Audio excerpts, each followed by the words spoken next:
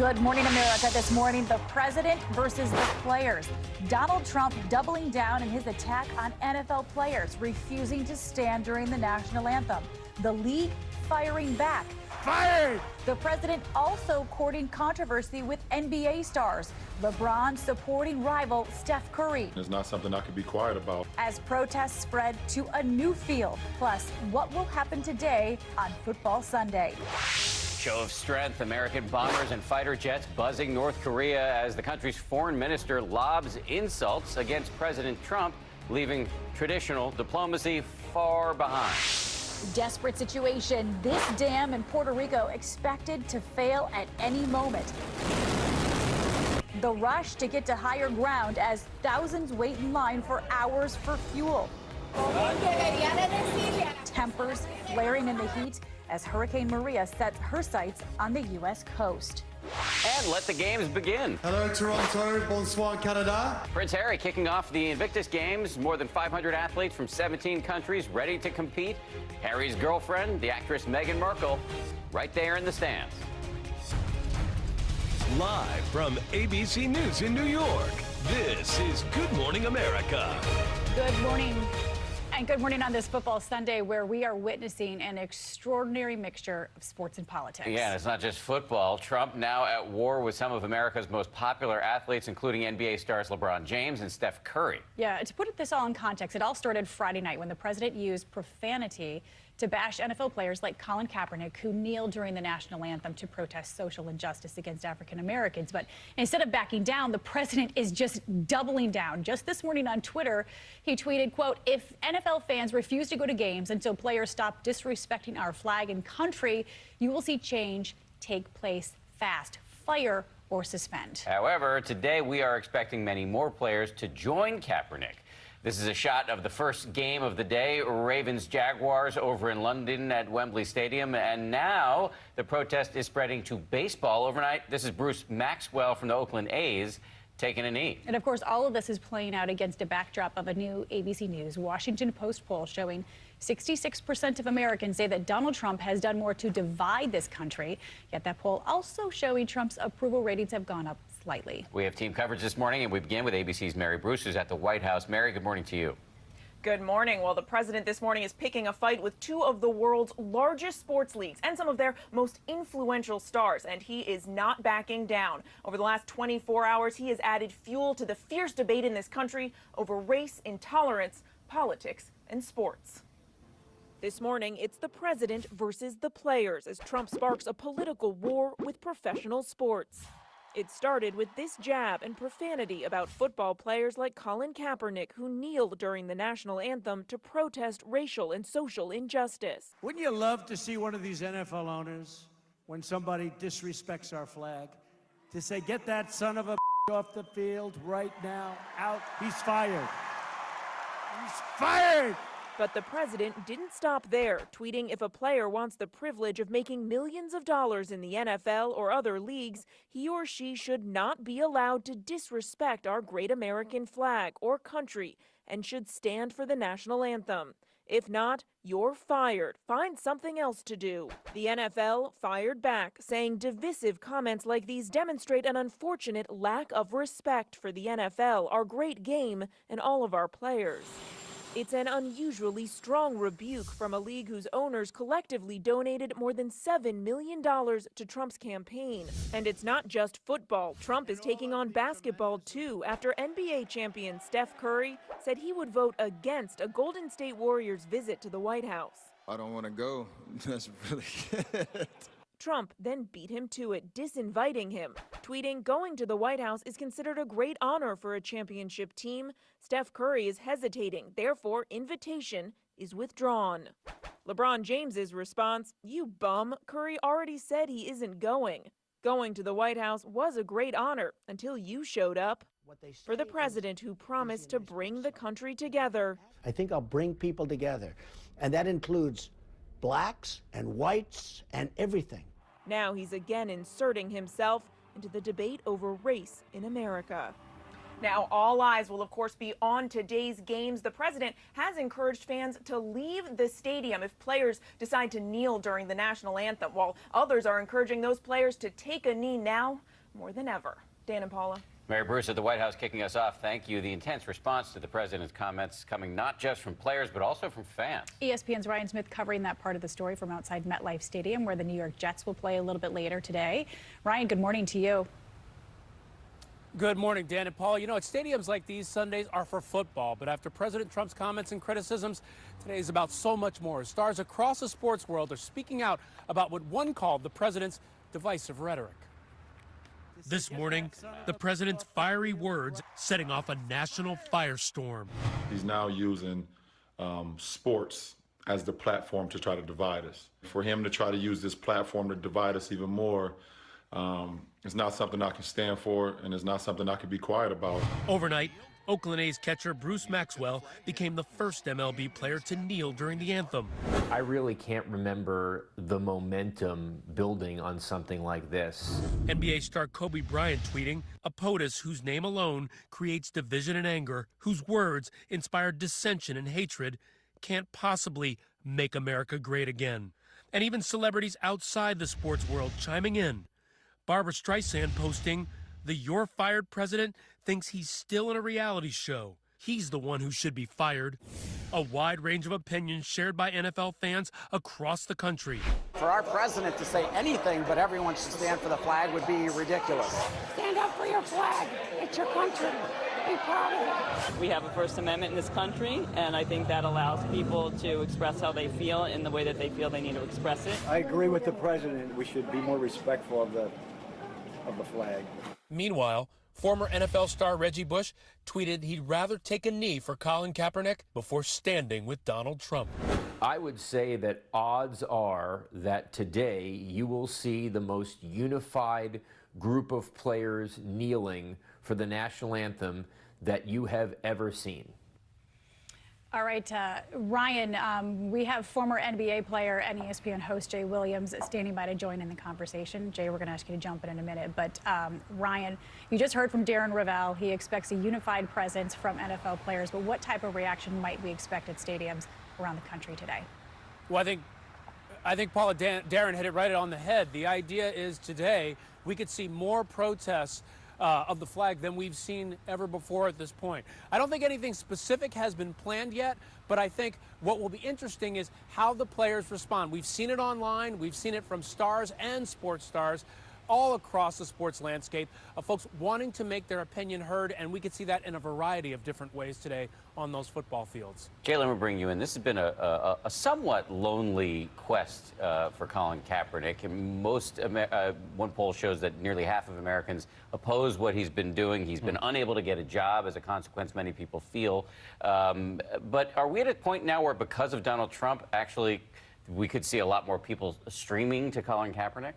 Yes, I do. I think, first off, he's galvanized the whole sports community. And I think it's really funny, as an ex-athlete, you get this whole statement, stick to sports. Now people say to Donald Trump, oh, stick to politics, but he's opened that door for other sports athletes, you know, i.e. LeBron James, Stephen Curry, Chris Paul, the basketball community to come into this play as well. So I think today's going to be a very special day where you're going to hear a lot of voices really come to support Colin Kaepernick. And just kind of on that note, too, you just said stick to sports. You hear that all the time, but people really don't like it when sports are politicized. But at the end of the day, do you think this will benefit the world of sports? It's interesting to watch the culture continue to grow, because what I'm finding is it becomes more divisive. If you say anything politically online, people automatically attack you. And I think when you think about the flag, you think about the American ideals. And one of those ideals is the First Amendment, is freedom of speech. You should be able to protest as long as it's peacefully done. I think people need to learn how to support and just respect each other. But our president continues to pour fuel on the fire of all this chaos. He loves to control the chaos. Well, let's go back to Ryan for a second. Ryan, it's hard to ignore the racial component here. The president went on this jag on Friday night in front of a largely white audience. What's your view on the racial component here? Well, I think there's a lot of talk now about coded language. You think about what he said, disrespecting our heritage, we, to that largely white crowd. I think there's a lot of folks out there that look at this and say, what are you really trying to say here? You know, when you talk about if somebody doesn't do what I think, they should be fired, if they're speaking a point of view, even peacefully protesting, as Jay mentioned, they should be fired. You know, these players, they're not chattel. They are people, and they are people who have a point of view just like your ordinary citizen out there. So I think a lot of people today are responding to the idea of this coded language that just because you're making a lot of money, you don't have a right to say what you want to say, whereas at the same time, not too long ago, he was respecting the opinions of others in Charlottesville that many people felt were using very divisive terms, holding different items that were very scary for many people. Yeah, and yes, they have ownership, but they're not products. And on that note, you know, most of these owners, Jay, are conservative. I believe 8 of them donated to President Trump's inaugural campaign. But what kind of predicament does this put them in to choose between basically their political allegiance and their players? I think they're going to choose their players, and Roger Goodell has already came out statements as saying, hey, this divisive talk is not the talk that the NFL needs. And you have no other direction to go other than to support your players. You're not doing anything malicious. Now, whether you bring Colin Kaepernick back to a team, that's different. He brings a lot of media attention, even though his quarterback rating is better than all the backups and half the starters. He belongs on the field. It's a matter of somebody having the moxie to step up and do the right thing, which is to bring a great quarterback back to the NFL. Jay Williams and Ryan Smith, we thank you both for your astute analysis on a Sunday morning. We really appreciate it. We're going to turn now, though, to the other war of words in which President Trump is engaged this morning, this one with nuclear stakes. Trump and North Korea exchanging a fresh round of public insults over the weekend. All of this as the Pentagon sent a message to Pyongyang by flying bombers and fighter jets along the North Korean coast. Our new poll shows that while a record 84% of Americans now see North Korea as a threat, only 22% trust President Trump a great deal to handle the situation. 40% don't trust him at all to handle North Korea. ABC's Stephanie Ramos is in New Jersey, where the president is waking up this morning. Stephanie, good morning to you. Dan and Paula, good morning. North Korea's foreign minister lashed out at President Trump during his address to the UN General Assembly, saying that Trump's recent fiery comments puts the U.S. and North Korea closer to war. This morning, there's even more tension with North Korea after the president tweeted this overnight. Just heard Foreign Minister of North Korea speak at UN. If he echoes thoughts of Little Rocket Man, they won't be around much longer. This tweet fired out after North Korea's Foreign Minister Ri Yong-ho slammed President Trump for insulting North Korea's leader Kim Jong-un, saying he's committed an irreversible mistake. He says in case innocent lives of the U.S. are harmed because of the suicide attack, Trump will be held totally responsible. Ri Yong-ho called President Trump a mentally deranged person full of megalomania and complacency, with his finger on the nuclear button. The insults between Trump and Kim Jong-un are getting worse, not leaving much room for a diplomatic solution. What North Korea wants more than anything else is a direct standoff or confrontation with the United States. In a show of military strength, U.S. Air Force B-1B Lancer bombers and F-15 fighter jets flew off the coast of North Korea Saturday.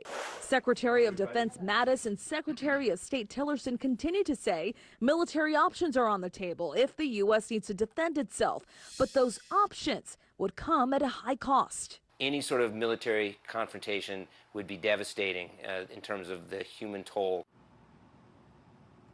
The aircraft that flew off the coast of North Korea yesterday, that's the farthest north of the DMZ border any American flight has gone this century. The Pentagon says that just shows just how serious they're taking North Korea's, quote, reckless behavior. Dan, Paula. All right, Stephanie, thank you so much. We want to bring in our chief global affairs correspondent, Martha Raddatz, who's busy prepping for an edition of This Week. Martha, thank you for joining us. And let's talk about North Korea. We have witnessed an unprecedented war of words. Rocket Man, dotard, madman. But are we headed to an actual war? Well, I think no one can really answer that, but this escalation is so alarming, Paula and Dan.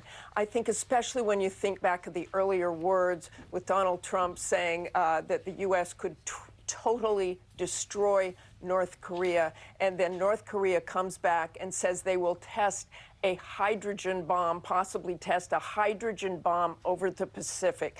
Kim Jong-un has made many threats. He has said he will do things. He has said he will test a nuclear weapon underground. He did it. He has said he will test an ICBM. He did it. So if he does this, this will be a stunning and dangerous escalation. So I think that's what you have to keep your eye on more than anything. But these personal insults that go back and forth, too, especially those personal insults to Kim Jong-un. This is a man who has a cult of personality. That is his whole thing in North Korea. It is about him. It is about his personality. So when he is offended personally, he responds. He responded for the very first time in his name this week. So that tells you something as well. But so, Martha, picking up what you're saying, if they do this hydrogen bomb test over the Pacific, what options do we have to respond? Well, I think there are a lot of options to respond. Do you do some sort of preemptive strike? I mean, what did they have those bombers up there north of the DMZ? They clearly want to send a message that we would respond. Donald Trump's language about totally destroying North Korea, I can't imagine that would happen at this point. But in many ways, you would just have to respond, given what the president said, given the dangers of an atmospheric test, above ground test of a nuclear weapon that has not been done in decades and decades and decades because of the danger, because of nuclear fallout. And the problem is one response who knows where that leads, could be a slippery slope. Martha Raddatz, such a scary topic. Thank you very much for your analysis this morning. Want to remind everybody she's got a big show coming up. She's going to have more on President Trump versus the NFL and, of course, the latest on North Korea. Plus, she'll talk with Lindsey Graham and Bill Cassidy, the senators behind the Republican Party's latest push to repeal Obamacare. It's all coming up on This Week right here on ABC. And we want to move now to Puerto Rico and concerns that a dam could fail at any moment. Thousands of people under a flash flood warning. ABC's Eva Pilgrim is right there. This morning, uncertainty in Puerto Rico. Many anxiously waiting and watching the Guajataca Dam, authorities fearing it will collapse at any moment. Water already rushing through a partially collapsed spillway. Nearly 8,000 people downstream being told to get out. All across the island, calls for help. Called 911 5 or 6 times, and they never responded. International Red Cross and aid workers now pouring in. ABC News riding along with those crews into San Juan on a Delta relief flight to get help and much needed supplies on the ground. One of the major hurdles, communication. Cell phone service is minimal, and what does exist is mainly in San Juan. Many families still haven't been able to connect with loved ones in other areas. My family lives in the west side in Cabo Rojo.